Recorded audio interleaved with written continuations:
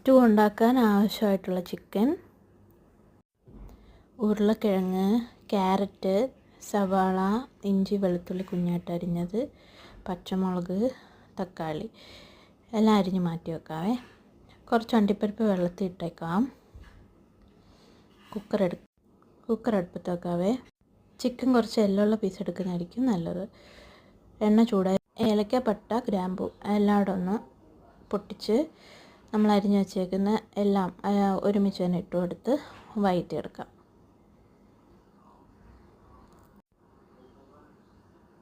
അതൊന്ന് വഴന്ന് വരുമ്പോൾ ഉപ്പിട്ട് കൊടുക്കാം.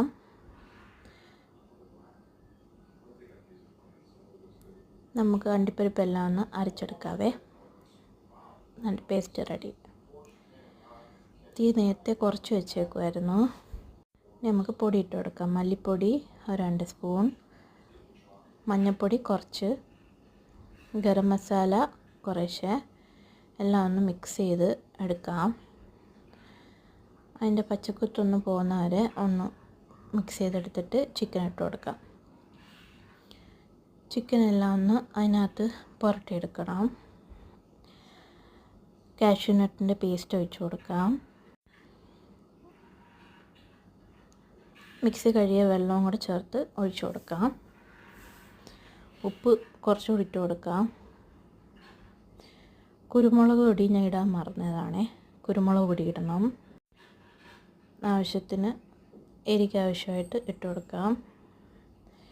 എല്ലാം ഒന്ന് മിക്സ് ചെയ്ത് അടച്ച് വെച്ച് 4 വിസിൽ വരുന്നവരെ തീ കുറച്ച് വേവിച്ചെടുക്കാവേ.